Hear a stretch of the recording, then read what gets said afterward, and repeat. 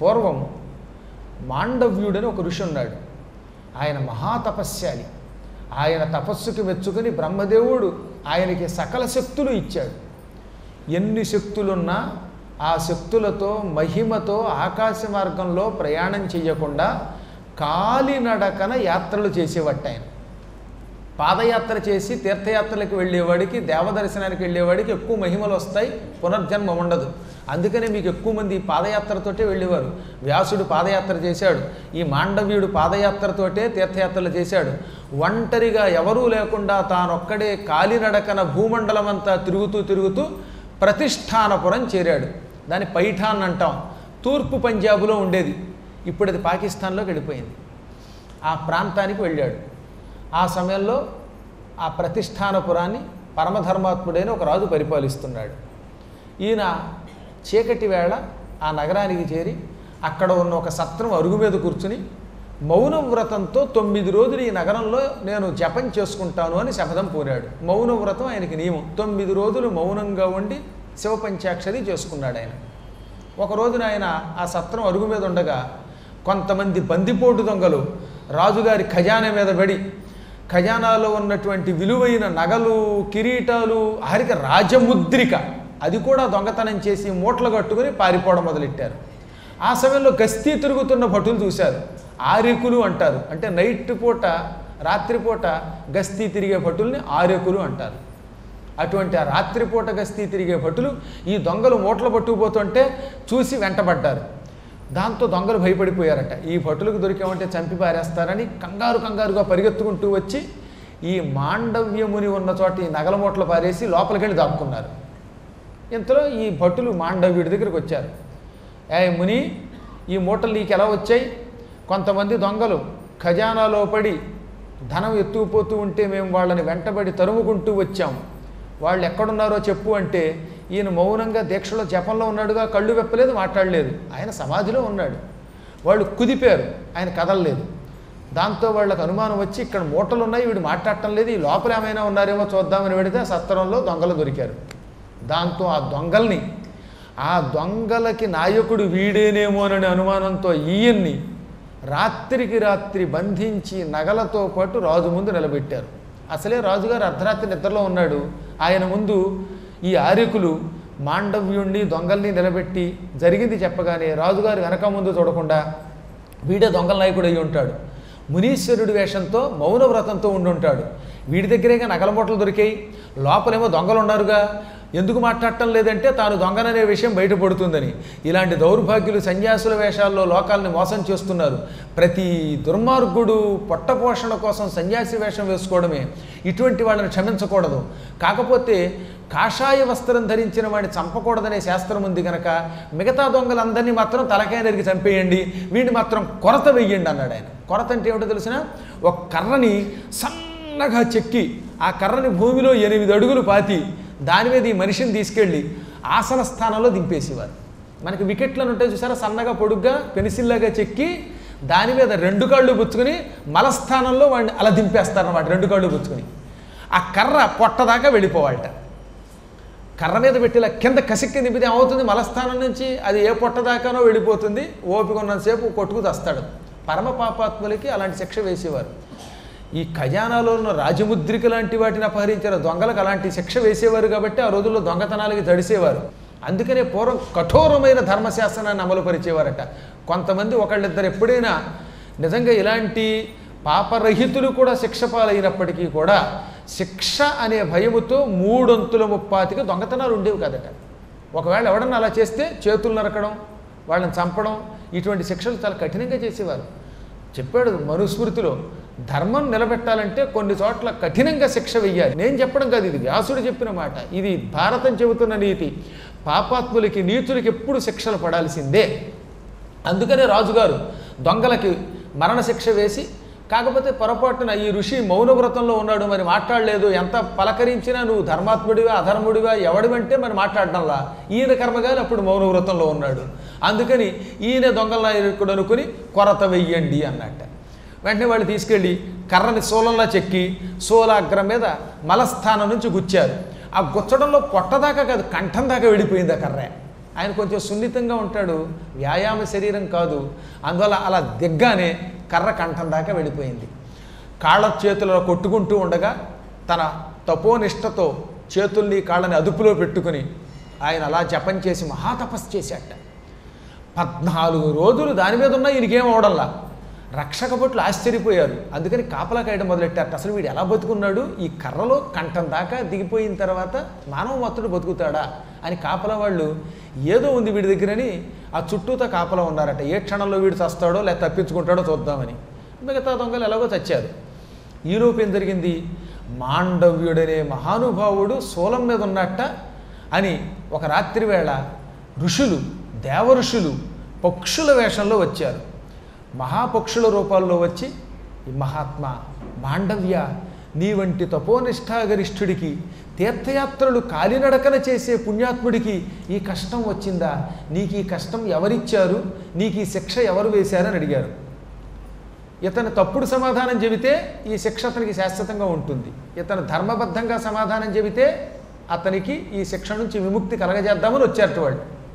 అప్పుడు మాండవుడు ఏమన్నాడో తెలుసిన, తతః సమునిశార్దూలః తానువాచ తపోధనాన్ దోషతః కంగమిష్యామి నహి మేన్యోపరాధ్యతి.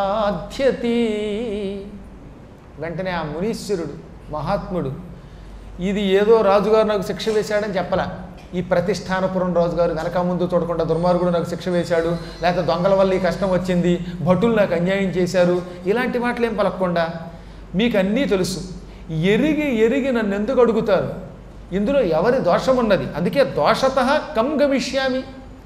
ఎవరి దగ్గరికి దోషం ఉందని నేను ఎవరి మీద ఈ దోషాన్ని ఆరోపించను. ఇందులో ఎవడి తప్పు లేదు. ప్రతి వ్యక్తి శిక్ష అనుభవిస్తున్నాడంటే, కష్టం అనుభవిస్తున్నాడంటే అది వాడి కర్మ ఫలితమే. ఇతరుల అపరాధం లేదు. నేను ఎప్పుడో పాపం చేసి ఉంటాను, ఎవరికో అన్యాయం చేసి ఉంటాను, ఎవరినో హింసించి ఉంటాను, ఆ పాపాన్ని ఇప్పుడు ఈ రకంగా అనుభవిస్తున్నాను, ఇదంతా నా కర్మ అన్నాడు ఆయన. అంత బాధలో కూడా ఇతరులను నిందించలేదు. ఇది మనకి భారతం చెబుతున్న మరొక అపూర్వమైన ధర్మ సూక్ష్మం. ఎవరి వల్లైనా మనకి కష్టం కలిగితే నువ్వు ఈ అన్యాయం చేసావని ఎవరిని చెప్పకండి. ఇతరులు ఎవ్వరూ మనకు అన్యాయం చేయలేరు. మనం చేసుకున్న పాపమే మనకి ఇతరుల ద్వారా కష్టం ఇస్తోంది. మనకి సత్కారం జరిగిందంటే అది మన పుణ్యం, చేత్కారం వచ్చిందంటే మన పాపం. మన పుణ్య పాపములు సుఖ దుఃఖ రూపములలో ఇతరుల ద్వారా సేకరిస్తాం. జ్ఞానులు ఎప్పుడు అందుకే తనకెంత కష్టం వచ్చినా ఇతరుల మీద అభాండం వెయ్యరు. ఎవడన్నా కావాలని మన తిట్టాడంటే బాధపడకండి, నేను ఎప్పుడో ఎవరినో తిట్టుంటాను, ఇప్పుడు వీడు నన్ను తిడుతున్నాడు అనుకోండి. ఎవరన్నా మిమ్మల్ని పొగిడితే నిజమేనంటే మీరు చెప్పినట్టు నేను గొప్పవాడినే అని ఆనందంతో ఎగరకండి. మనం ఎప్పుడో ఇతరులను పొగిడాం, ఆ పుణ్యం ఈ రూపంలో వచ్చిందనుకోండి అంతే. అందుకే భారతంలో చివరి కొసమెరుపుగా చెప్పాడు, నహిమేన్యోపరాజ్యతి. ఇది ఇతరుల యొక్క అపరాధం కాదు, నా అపరాధం నేను అనుభవిస్తున్నాను. అవశ్యం అనుభోక్తవ్యం కృతం కర్మ శుభాశుభం. మంచి చెడ్డ మనం చేసిన కర్మలే మనం అనుభవిస్తాం అనగానే ఆ పక్షులు ఆశ్చర్యపోయి, ఇక నిన్ను మేమేం చేయగలం, నీకు భగవంతుడి అండ ఉన్నది, నువ్వు మహాత్ముడివి అని దీవించి వెళ్ళిపోయారు. ఈ భటులు విన్నారు, ఈ కూడా ఉన్నవాళ్ళు, వాళ్ళకి మతిపోయింది. ఒక మహాత్ముడికి మనం అన్యాయం చేశాం, మౌనవ్రతంతో ఉన్నాయన్ని మౌనవ్రతాన్ని గ్రహించలేక అజ్ఞానంలో రాజుగారి దగ్గరికి తీసుకెళ్ళాం, ఆయన వెనక ముందు చూడకుండా శిక్షించాడని కనిపెట్టి పరుగు పరుగున వెళ్ళి రాజుగారికి రహస్యం చెప్పగానే రాజుగారు రాత్రికి రాత్రి పరిగెత్తుకొచ్చాడు. రావడంతో సాష్టాంగ నమస్కారం చేసేశాడు. ఆ శూలం నుంచి ఆయన బయటికి లాగడానికి ప్రయత్నించాడు, కానీ కర్ర దిగిపోయిందిగా రావడంలా. అప్పుడు ఆయన అన్నాడు, మహాత్మా, నాలాంటి రాజులు నరకానికి పోతారు, అందుకే రాజ్యాంతే నరకం ధ్రువం. ఎప్పుడైనా మనకి ప్రభుత్వ పరిపాలన వచ్చిందని ఆనందించకండి. ఒక ప్రభుత్వంగా ఏర్పాటు చేశామంటే, పరిపాలన చేస్తున్నామంటే అందులో ఏదన్నా పొరపాట్లు చేస్తే వెంటనే నరకానికి పోతాం. ఆ రోజుల్లో అంత ధర్మాత్ములు కూడా చిన్న పొరపాటు చేసి కొంతకాలం నరకానికి వెళ్ళేవారట, తర్వాత స్వర్గానికి పోయేవారు. అందుకని రాజ్యాంతే నరకం ధ్రువం. మహానుభావులు ఎంత గొప్పవాళ్ళైనా మన పరిపాలకులు ఒక్కసారైనా నరకానికి వెళ్ళాలి. ఎందుకంటే తెలుసో తెలియక ఇలాంటి పొరపాట్లు చేస్తాం కనుక. నన్ను క్షమించండి అని కాళ్ళు గట్టిగా పట్టుకుని బతిమాలి ధ్యానిస్తే ఆయన అన్నాడు, రాజా, నేను ముందే చెప్పాను ఇది నీ తప్పు కాదు, నేను ఏదో చేశాను తప్పు, ఆ తప్పుని నీ ద్వారా నీవు విధించిన శిక్ష ద్వారా అనుభవిస్తున్నాను అన్నట్ట. ఒరే నాయనలారా ఈ కర్ర లాగేయండి అన్నాడు రాజుగారు. ఆ లోపలికి దిగిపోయిన తర్వాత రావడం లేదు, అది దింపడం తేలిక, కానీ గోడకు మేకు కొడితే అది లాగడానికైనా కాస్త తేలిక అవుతుందేమో, కానీ ఈ శరీరంలో గడిపోయిన కర్ర ఎంత గించుకున్నా రాకపోతే ఆయన ఏం చేసేట, ఒరే ఆ మలస్థానం వరకు దీన్ని జాగ్రత్తగా రంపంతో కోసేయండి అన్నట్ట. కోసేశారు, ఆ లోపల ఆ కర్రలో ఉండిపోయింది. యావజ్జీవితం లోపల ఆ శూలం ఉండిపోయింది. శూలాన్ని ఆణి అంటారు. అప్పటి నుంచి శూలము శరీరములో ఉండి చిరంజీవిగా కలియుగాంతం వరకు బతికిన మాండవ్యుడు ఆణి మాండవ్యుడు అయ్యాడు. ఆయన బతికాడు. అయితే అదృష్టం ఏమిటంటే ఈశ్వరుడు లోపల శూలమున్నా అతనికి మాత్రం ఏ బాధ లేకుండా అన్ని రకాలుగా శరీరం ఎంతో పూర్వం ఎలా ఉందో అలాగే ఉండేటట్టు వరం ఇచ్చేట ఆయన శివభక్తికి మెచ్చుకుని. అందువల్ల ఆయన బతికాడు. కానీ లేకపోతే శరీరంలో కర్రో ముళ్ళు ఉంటే బతుకుతామా? కడుపులోకి ఏదన్నా పొరపాటున మేకో పిన్నీసో వెళ్ళిపోతే లోపల గజగజలాడి ఆపరేషన్ చేసిన తర్వాత తీయించుకోవాలి అవన్నీ. కానీ ఈయనకి మలస్థానం నుంచి ఇక్కడ దాకా ఉండిపోయింది శూలం, ఆ కర్ర శూలం. అయినా బతికాడు ఆయన. అందుకని ఆణిమాండవ్యుడు అన్నారు ఆయన. ఇప్పుడు ఈ ఆణిమాండవుడు ఈశ్వరానుగ్రహం వల్ల సుఖంగానే ఉన్నాడు, కానీ లోపల ఇది ఉండిపోవడం ఎంతైనా అది ఒక అన్యాయమే కదా. అందుకని ఆయన ఒక రోజున తన తపశ్శక్తితో యమలోకానికి వెళ్ళాడు, యముడి దగ్గరికి వెళ్ళాడు.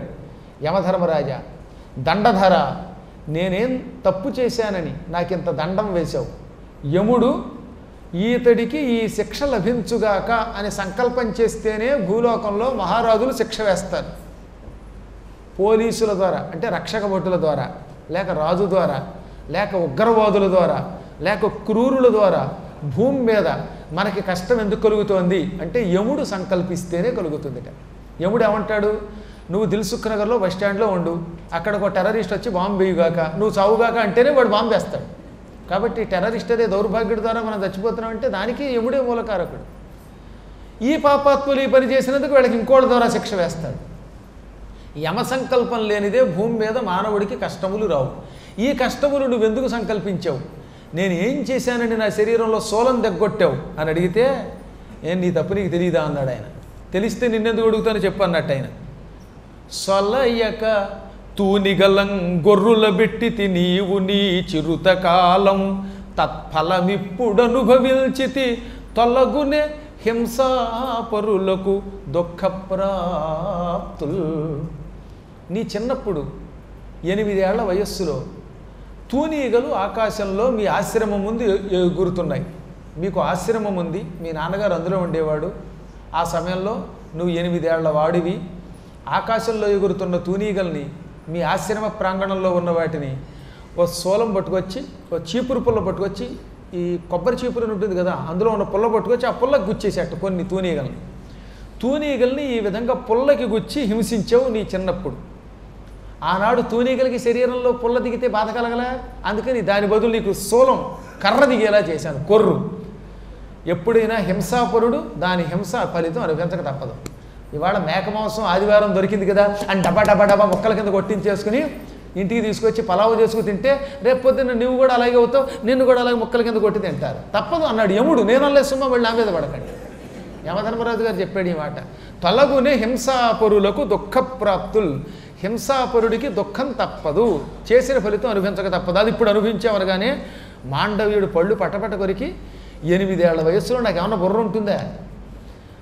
అయినా ధర్మశాస్త్రం కూడా నీకు తెలియదా? నువ్వేదో ధర్మాత్ముడు అనుకున్నాను.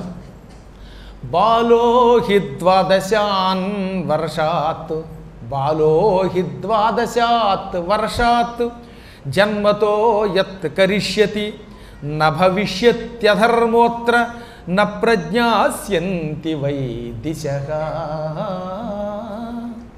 ఏమయ్యా 12 ఏళ్ళు వచ్చేదాకా ఎవడైనా బాలుడు అంటే చిన్నపిల్లాడని కాసమా, మూర్ఖుడని. బాలహ ఇది మూర్ఖః, ఏమీ తెలియని అమాయకుడు 12 ఏళ్ల వరకు. ఇప్పుడు కాదులేండి, పూర్వం. ఇప్పుడు కలియుగంలో 8 ఏళ్ల వరకే చెప్పారు. పూర్వం 12 ఏళ్ళు వచ్చేదాకా పెద్దగా పిల్లలకి ఏం తెలిసేది కాదు. ఇప్పుడు పిల్లాళ్ళ 3 ఏళ్ల కుర్రాడితోటి 30 ఏళ్ల ఉపన్యాసాలు చెప్పే మనం పనికి రాకుండా అయిపోతున్నాం. వాడు ఏం అవుతాడో తెలియదు. అలా నేర్పుతున్నాం. ఎందుకంటే కడుపులోనే సెల్ వింటూ ఆవిడ నిద్రపోయింది. ఈ సెల్ యొక్క తరంగాలు కడుపులో పిల్లాడికి వెళ్ళాడు. ఈ పుట్టినవాడు హెల్ అయ్యి పుట్టాడు. అందుకని తల్లిదండ్రులకు హెల్ల చూపిస్తున్నాడు భూలోకంలో. కాబట్టి పూర్వకాలంలో ఏం చెప్పారు, 12 ఏళ్ల వరకు బాలుడి కింద లెక్క పిల్లవాడు.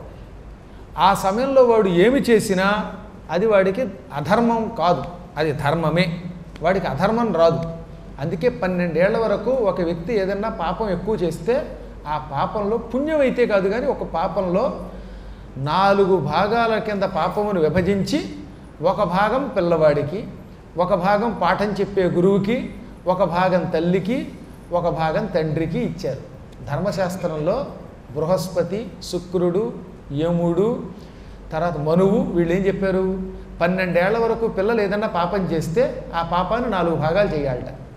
4 భాగాల్లో ఒక భాగం కర్మగాలి పాఠం చెప్పే గురువుగారికి, ఇంకా మరొక భాగం తల్లికి, ఒక భాగం తండ్రికి, అంటే 3 వంతులు వెళ్ళిపోయింది. ఇంక ఒక్క భాగమే పిల్లవాడికి పెడుతుంది. ఒక్క భాగం నేను అనుభవిస్తే అప్పుడు ఈ శిక్ష నాకు రాదు. నువ్వేం చేసావు, మొత్తం పాపం అంతా నాకంట కట్టావు. ఇది ధర్మం కాదు, ఇది అధర్మం. ఈ మహాపాపం నువ్వు చేసావు, దీనికి తగిన శిక్ష అనుభవించు. నువ్వు యముడుగా ఈ సింహాసనం మీద ఉంటావు. నీలో ఉన్న ఒక కళ భూలోకంలో ఒక దాసీపుత్రుడిగా జన్మిస్తుంది. అక్కడ దాసీపుత్రుడిగా పుట్టి అనేక ధర్మములు ఎరిగినప్పటికీ, మహాత్ముడివైనప్పటికీ చివాట్లు తిను, చెప్పు దెబ్బలు తిను. అక్కడ భూలోకంలో నీ అంశకి చివాట్లు తగిలినప్పుడు నీకు ఇక్కడ బాధ కలుగుతుంది. అంటే యముడి కిందే ఉంటాడు, కానీ ఆయనలో ఉన్న ఒక కళ, ఒక శక్తి విదురుడిగా పుట్టాలి. విదురుడిని ఏ దుర్యోధనుడో దుర్మార్గులో తిట్టారనుకోండి, ఆ తిట్లని ఈయనకి తగులుతూ ఉంటాయట. అక్కడ ఆయన తిట్టడం కాదు, ఆయన ఏమన్నా ఆ బాధ ఈయనకి తగులుతుంది. ఆ రకంగా నువ్వు భూలోకంలో దాసీపుత్రుడిగా నీ అంశతో పుట్టి దుర్భరమైన అవమానాలు స్వీకరించు. కాకపోతే మహాత్ముడివి గనక ఎన్ని చివాట్లు తింటున్నా ధర్మం మాత్రం నిలబెడతావు. అలా కొంతకాలం జీవించాక మళ్ళీ నీ ఆత్మ నీలో కలిసిపోతుంది అని శపించాడు ఆయన. అదిగో ఆ మాండవ్యుడి చండతర శాపం వల్ల దండధారి యమధర్మరాజు తన అంశతో ఈ దాసీకి వ్యాసుడి అనుగ్రహంతో, అంబిక బదులుగా దాసీ వచ్చిందిగా, ఆ దాసీకి విదురుడనే పేరుతో పుట్టాడు. ఆయన యావజ్జీవితం ధర్మస్వరూపుడిగా జీవించాడు. అంత ధర్మాత్ముడైనా ఎన్ని మాటలు మాట్లాడారండి కౌరవులు. నిజంగా మానవమాత్రుడు ఆ మాటలు వింటే బతకలేడు. ఒక మూమెంట్లో అయితే ధృతరాష్ట్రుడు నీ పక్షపాతం పాండవుల దగ్గరికి పోని తిడితే పాండవుల దగ్గరికి వెళ్ళిపోయాడు ఆయన. మన అరణ్య పర్వంలో అది వింటాం. అలా చివాట్లు తిన్నాడు ఆయన, ధర్మాత్ముడయ్యుండి కూడా. అదే శాపం అంటే.